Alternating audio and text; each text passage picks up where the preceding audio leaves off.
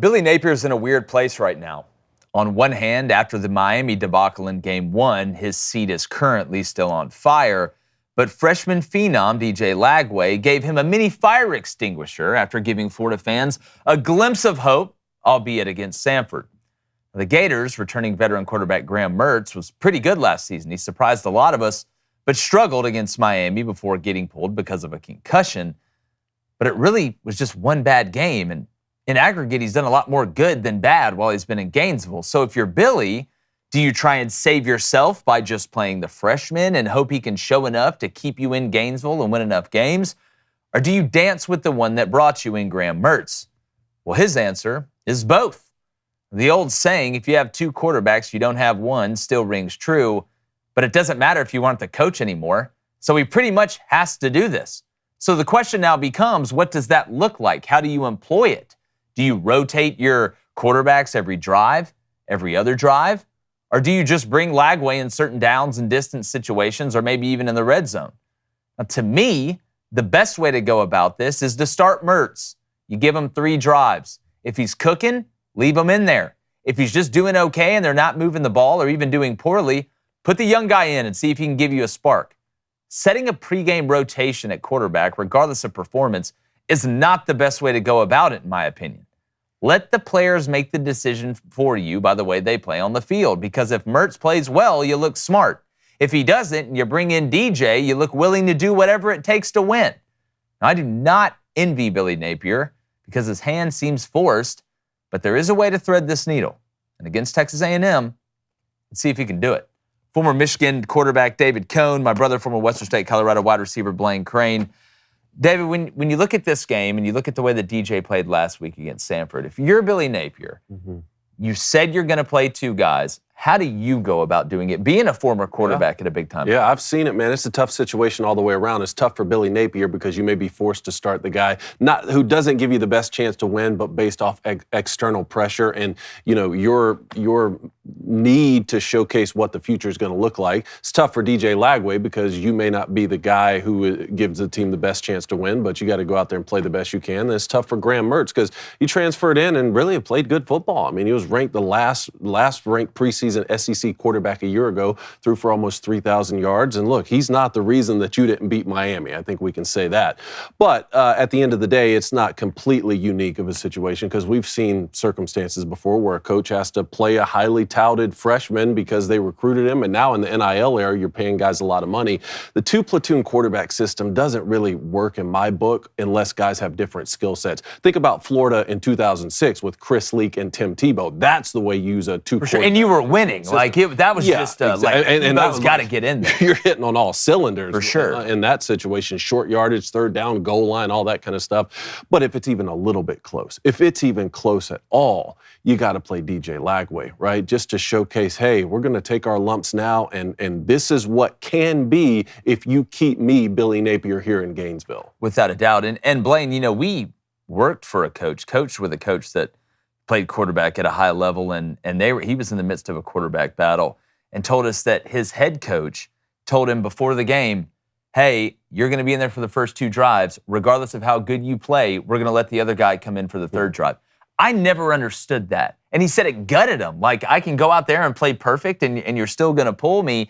To me, it's you put Graham out there, right, early, and if it's just okay or if it's below okay, then you throw Lagway out there. What would worry me is you throw Graham Mertz out there, you get the ball to 25, you drive it all the way down into the red zone, then you're like, hey, we got a package for DJ Lagway. Let's put him in there, and you throw the rhythm off and all that. If you're going to let him be in the drive, let him be in the whole drive and let it operate. Kind of what do you think? Yeah, a couple things. First, I didn't get to say anything in the cold open. Oh, my bad. For everybody in 9/11, you will forever be remembered. You are all absolute heroes. On the quarterback, when it comes to Florida, the quarterback's not the problem. Graham Mertz not the problem. Okay, you won 6 games with Anthony Richardson. I don't want to hear quarterback problems, all right? What your problem is one, you couldn't stop the run against Miami, and that's going to be a problem, and your defense just looks bad. Graham Mertz didn't play a terrible game to me. That was a whole organization of a bad game, right? This is Billy grabbing a life raft. This is what it is. And if you're Florida, against this game against Texas A&M, you need to do what? You need to start good early. All right, that is not only key to your football team, but it's key to Gainesville in the swamp. Those fans need something positive early because if it gets bad, if you get down 10-0, they'll turn on you quicker than you can blink an eye, buddy. And at that point, it's going to be nothing but 100,000 people of a toxic environment, and you can't come back from that. In no way you can look at this Florida team from week 1 to last year and say Grant Mertz the problem. DJ Lagway is not going to – y'all beat a high school team last week.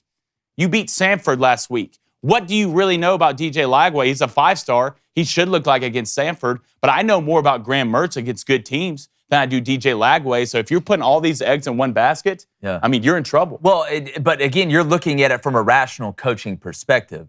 That's not what Billy Napier's having to deal with. Billy Napier is having to deal with donors, with people that aren't coaches, which are basically fans with money. That's what they are. And all fan is short for fanatical for a reason. Not that all fans are irrational, but most of them are. And that's what makes the SEC and high-level college football great, is these high expectations. You are having to not only try and make the best coaching decision you possibly can, and Blaine, to your point, you're 100% correct. Florida's got way more problems than Graham Mertz. Did Graham Mertz play great against Miami? No, but he didn't play as bad as some other position groups played, including the offensive line, in my opinion. So you're having to appease the money people by giving hope while going against, maybe in your gut, or at least from what most people think that are involved in the sport, is the right move by playing Graham Mertz. And again, Blaine, you're spot on, that what needs to happen early is Florida needs to look a couple things. 1, explosive on offense. 2, organized. Because this Texas A&M team is not Miami. They do not have the guys at the skill position, the Restrepos, Colby, all those guys that Miami had. And even a dominant offensive line. A&M's offensive line is good. They kind of have some setbacks with injuries. But this is a team that you don't have to worry about as much hitting you for the big play as long as you don't do stupid things like, I don't know, roughing the passer 2 times early to extend drives to help Texas A&M out, be misaligned, blow coverages, have stupid procedural penalties, or put 2 guys with the same number out there in punt return.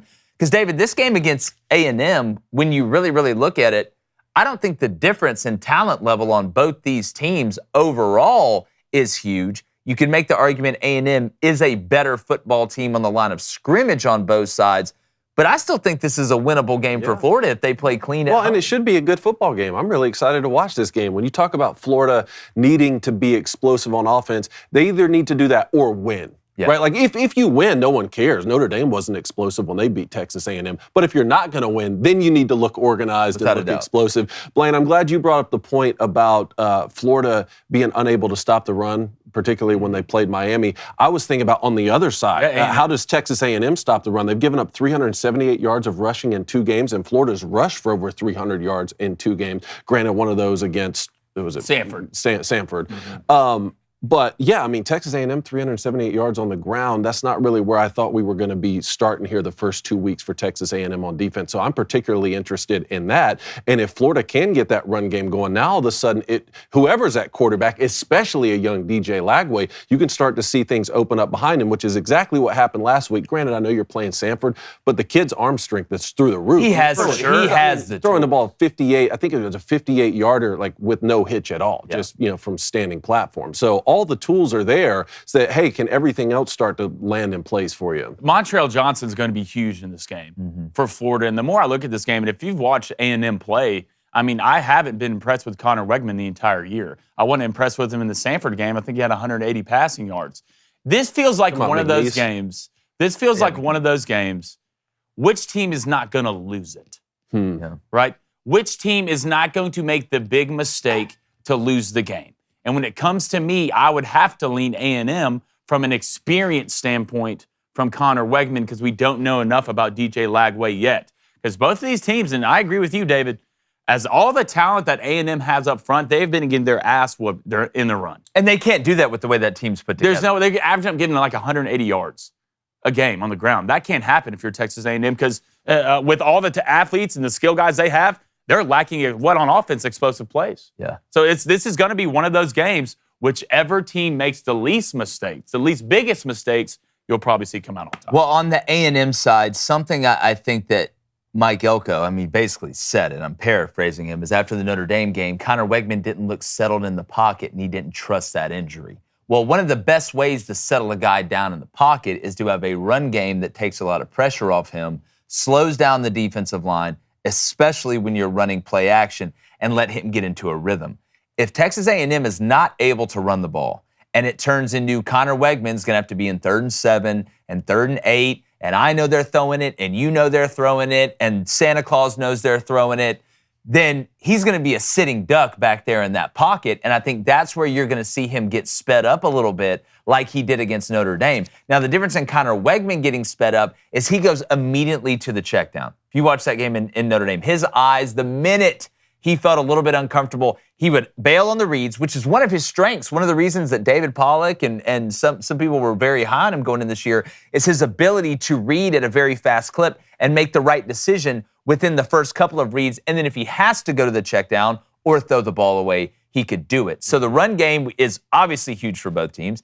It's huge for Florida to be able to open up other things, to let Wilson do what he does on the outside and give them some space on the perimeter. But if you're A&M, this is the second big game Connor Wegman has played since he got hurt. If you want to see him get settled, put him in a position to get settled by having a good run game, which in turn gives him time in the. I haven't given up on Connor Wegman. I haven't The skill set is there for sure, not just through the air, but he escapes the pocket really well, moves within the pocket really well. That's another thing that sort of gets him out of trouble too, is his ability to run and pick up first down. So look, at some point you got to play big games though, right? Yeah. Like, and no better time to do that than against tougher competition. Right now that line's down to -3.5 Texas A&M. How are you guys feeling about that? And then the over/under 46.5. I still haven't decided how I feel about that. To me, and I know both teams have struggled to stop the run. So you know that's been a big emphasis, and they have talented personnel. Like, we talked to Jim Nagy before the year. I talked to him at SEC Media Days in Dallas. He's like, look, don't be shocked if Florida ends up being a top 3 team, top 3 defensive line in the SEC. And we know with the way that Texas A&M has recruited and Mike Elko's ability to coach, that they should be good enough to stop the run. That's the most shocking part. Not that A&M hasn't been great at wide receiver, or that they don't have the Mike Evanses or some of the guys that we've seen in the past, or even Evan Stewart, who's now at Oregon. It's that they've struggled to stop the run. That's been the biggest shock, obviously, with Connor Wegman not trusting that injury and getting on flat footing, pun intended. So, I mean, when you look at the number, I like the under in this game right now. If I was going to bet it, I wouldn't take anybody -3.5. I would take, if anything, Florida +3.5, but I don't think you'd be crazy to buy that down to 2.5 and take A&M if you were going to take a side. But as far as the total, and think about it, if DJ Lagway does play, right, and he plays most of the snaps, I think Billy is going to try and protect him a little bit, especially if the run game's working, which is going to milk that clock. The problem you get into when it's 46 and 46.5 or whatever is, yes, you're protected from the 24-21 game, which is very possible with this game. I think we're going to get more field goals than that outside of one. But if anybody gets to 27, then you're in trouble. So I do lean the under right now. Okay. That's where I would go. I probably wouldn't take a side. But, David, if you had to pick one right now, where are you going? On the over/under specifically? On either side or total. I'm still going back and forth on if I'm going to take the over/under in this game. I agree with you that 3.5, if anybody's getting 3.5 points, I'd probably take that. But right now I'm leaning Texas A&M just to win the football game, because if we're talking about 2 platoon quarterback systems, it's tough. I know how tough that is. Maybe they gain that advantage back by it being in the swamp. But right now I'll take Texas I would probably take Florida money line. Okay. And that's what run reads is Texas A&M can't win on the road. You can't win on the road. I think it's 10 consecutive losses. And that's not even just SEC. That's in general, Like, right? you have to prove it to me on the road. You're in the likes of a group with Kent State and Akron and Temple. The amount of games you lost on the road consecutively. I'm sorry, and I haven't looked at the exact money line for Florida right now. It's +150. +150. If I'm hopping on a bet, I think the under's a good bet as well. But Texas A&M has to prove to me that they can win on the road, and they haven't done that yet. So if I had to bet this game, it'd be Florida money line. I would not be shocked if that game got down to 2.5. If it got bet down to Florida -2.5, and that's where we landed on. Maybe even -1.5 by the time we get to game time. What's up, YouTube? Hit that subscribe button. You know what time it is. If you already have, get somebody else to, and then tell them to get somebody else to. That's how we get hands across America.